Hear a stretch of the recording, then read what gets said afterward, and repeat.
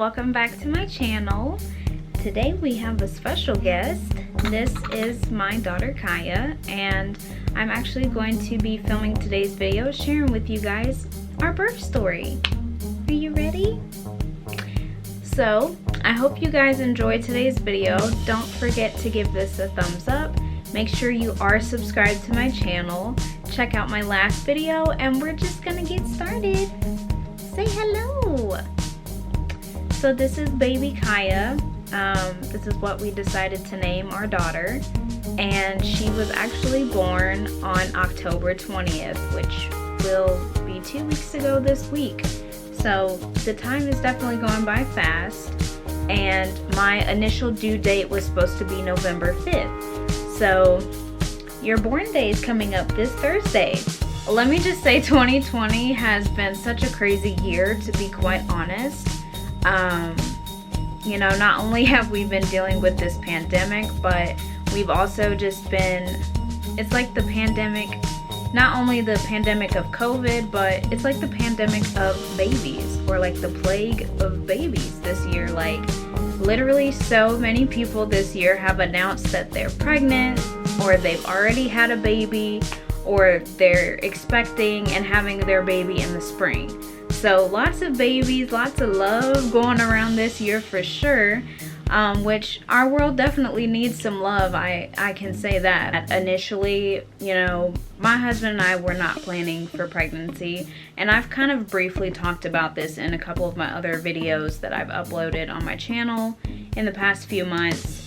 But our initial plan was to adopt, because for the longest doctors had told me that because of my health and condition with my lupus that I would not be able to have children, and that's something my husband knew ahead of time before we got married and everything. Our initial plan was at some point to look at adopting, and to be honest, like for the longest I really did have a fear of becoming a mom and having a child of my own one day, even before I found out I wouldn't be able to have kids. Like I was just never that little girl that talked about with her friends, or like even as a teenager, how like I wanted to have kids and I couldn't wait to be a mom. Like all my friends were like that but me. But yeah, I was just never that girl. So a lot of times I did feel like I was out of place, or like you know, maybe there is something wrong with me because I'm actually okay. Because I'm actually a girl that, you know, doesn't really talk about kids or really want kids. So I don't know, I don't know. She's in her own little world right now. And also, like, because of all this stuff from surgery, this actually threw off my cycle. Anyways, yeah, I was supposed to get my cycle twice in the month of February, and I had already gotten it in the beginning of the month, and then according to my app and everything, the way I was tracking, I was supposed to get it again at the end of February. And Valentine's Day came up, a couple weeks passed from Valentine's Day, and we had some family friends that came to visit us. It was a couple that he's friends with that I met, and we like went to Disney Springs with them and all that, and the week they were here was the week I was supposed to get my period again for the month.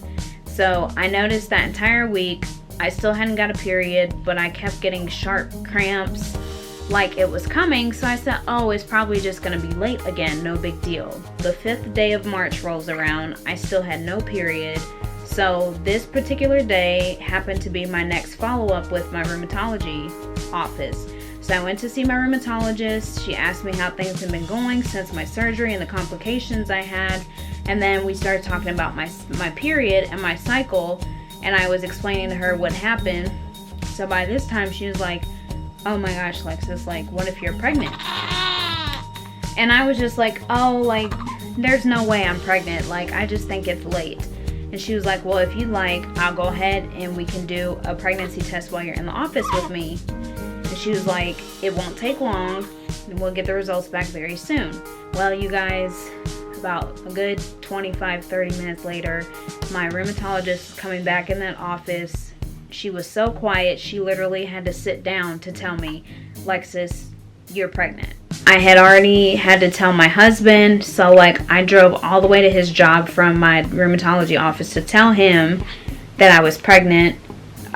We both were just really stunned and in shock. We didn't know what to say. We weren't really like, you know, most couples, they find out they're pregnant and they're just over the moon, head over heels. Like, I wasn't excited. I don't think he was excited at the time, or if he was, I probably ruined it because I was just so distraught over the fact that, like, this is really happening type of thing. But, you know, it was just a lot to think about because, you know, I'm in grad school and I'm like, I just went through so much from that surgery. Like, I still wasn't even fully healed and recovered internally from the surgery, which made it tough. And then, you know, just because, like, I wasn't ready to feel like I was giving up my life to become a mom. Ooh, bless you. I really was considering and contemplating having an abortion done. Now, don't come for me on my channel because Kaya's here, and I must say, having Kaya has been like one of the best things that's happened to me this year. Like, honestly, I almost feel like I really needed this to happen. For the longest, like, I was so afraid and unsure, but I must say, like, she has really been a blessing to my life, and I'm just very thankful that we both got through this pregnancy smoothly because it was a rough ride. I'm gonna go back to, well, October because now it's November. Oh my gosh, you guys, it's almost Christmas. Anyways, yeah, so we get towards mid-October. I had my next ultrasound with my high-risk OB, and on the ultrasound it was already showing the baby. She was, you know, Kaya was already starting to experience some intrauterine growth restriction. So I was told there was a chance at some point that that could happen with the baby, and if it does, depending on how far off she is in the growth, where she's supposed to be in her percentile for growth, they would have to deliver me sooner, and I would be induced sooner. So by this point, my high risk was like, oh no, like, you need to be delivered like within the next week and a half to 2 weeks. And I was like, dude, what? So, like, I was just not prepared because I was even still working my part-time job. And my regular OB had to go and check me with her follow-up appointment and also check to see if I'm dilated at all. So I get to the regular OB appointment the following week, and my OB was like, so we've decided your date. My initial date for being induced was October 15th. But then my regular OB said it's also based on what the hospital has in terms of availability. So my regular OB was letting me know that basically my induced date was now going to be moved to October 19th. And they wanted me to come in super early, so we had to be there like by 6 a.m. My OB ended up checking my cervix, and I was already 2 centimeters dilated by this point, and I had no idea. An hour ahead on the 19th to make sure my room was ready, and they actually told me not to get there until like 6:45. That's when my room would be ready. Now, because of COVID, the way the policy was set up was only one person was allowed to be with me during the entire time. So of course that was going to be nobody other than my husband. I mean, of course he was going to be there. So we're all packed and ready to go. We planned ahead and had some of our good friends from my husband's job watch Gotti while we were away. Because we weren't sure how long I was going to be in the hospital. They just said ideally pack for about 3 days. So at that point, they told me to try to eat a light breakfast before I came in. And I'm like, it's like 5 in the morning. I'm super nauseous. I'm not going to be able to eat. So, like, I think I tried to eat some toast, but that was about it. Like, if I knew what I was going to have to go through, like, I would have really tried my hardest to eat a full breakfast, because once they get you going, get you on all the meds to speed up the induction process, you cannot eat anything at all. And it was absolute misery for me. Like, not only am I pregnant, but I'm moody, and then you're injecting me with stuff to speed up contractions, make them stronger, and I can't eat. Like, oh honey, I was so mad.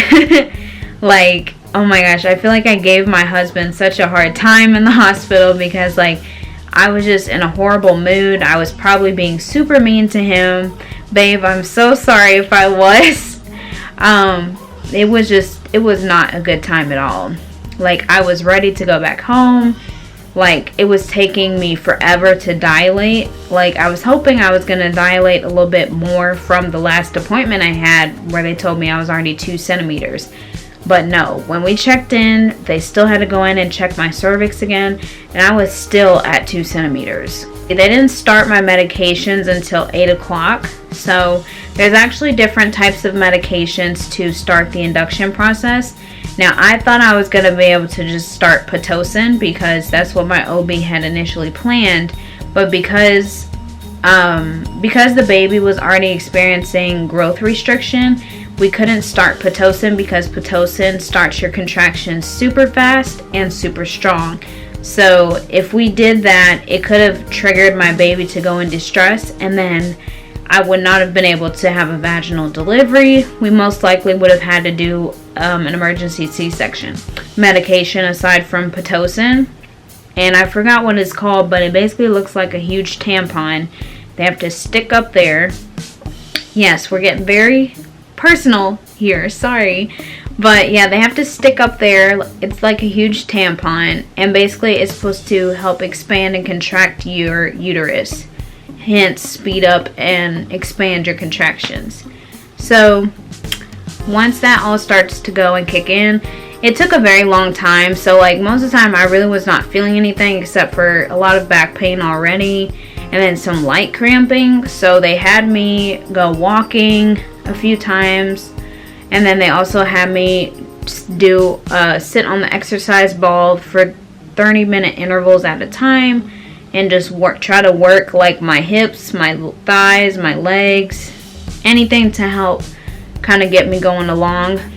And then by 7:30, 8 o'clock that night, so it took a whole like 12 hours pretty much to get me far long enough to where it was safe to start Pitocin. So yeah, I didn't get to start Pitocin till about 8 o'clock that night when my OB came back to check me and see how things were progressing. So let me just tell y'all, once you start Pitocin, that stuff is super strong. So be very mindful when you have not eaten any food. Started to feel super nauseous, super out of it. And I mean, the only thing they were letting me eat was like have water, which is another thing. Don't do what I did and not really drink your water. I was so pissed and moody towards everybody and everything because I just wanted the baby out and I was getting impatient and I didn't know it was going to take this long to induce my labor. So like I was barely drinking anything. Do not make that mistake. Drink all the water you can because when it's time to push, you need something to rely on for strength. I'm just going to tell you that. So yeah, aside from water, the only thing I could really have was popsicles. At some point they did let me have like graham crackers.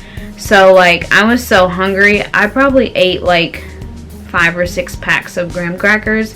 Yeah, by that point they just wanted me to try and start getting some sleep because my OB was predicting since we started my Pitocin 8 o'clock that night that I would be ready to give birth and the baby would be there by lunchtime that Tuesday, which was the 20th. I was hoping it was going to be sooner, so I was like, Lord, please let this baby get here sooner than lunchtime because I just want her out. I'm very miserable, uncomfortable, like I don't want to be in this process anymore. So by 3 a.m. the nurse came back to check me. She was like, oh my gosh, you're gonna have this baby sooner than lunchtime. And I was like, what do you mean? And she was like, you're already like, I think she told me 8 or 8.5 centimeters, almost 9. And I was like, are you serious? She was like, yeah. She said, yeah, once you get the Pitocin, it really does help and it works quickly. She was like, oh my gosh, we've got to call the doctor, let her know you dilated a lot sooner. And I was like, thank the Lord. So I just know I was not strong enough to go without an epidural. Because by this point, the contractions were so painful to me that I couldn't even, I was not even able to like get up and go to the bathroom. It hurt that bad. And like my body just felt super confused on if it needed to go pee or if it needed to go poop or if it needed to do both. Like it just, my body was too confused and in pain. I was just like, forget it. I need the epidural. The epidural, I would say, was more painful than my actual labor. Because I don't want any mishaps or complications or it being misplaced and all that. So let me just tell you guys, the epidural, it's a, you know, it's a form of anesthesia and it goes into your lower back. Because what it does is the anesthesia attaches to the membranes or basically the veins of your actual spine. So yes, it's going through your spine. But it just attaches to the membranes and then tells them to relax and go numb and all that. So when you get epidural, you are numb completely from the waist down. That you are numb from the waist down, so you can't even get out of bed, move when you get the epidural. So I didn't know how that was going to feel, and I was kind of scared, just thinking stupid stuff like, well, what if like your body never gains back feeling after the epidural? Like, does it really wear off? But yes, it does. It just takes a little time. So everybody had to like hold me down when I got the epidural because I had the shakes really bad. My blood pressure was fluctuating a little. So I'm holding my husband's hands. They have me on the edge of the bed, and you have to hunch over and bend your back like a cat.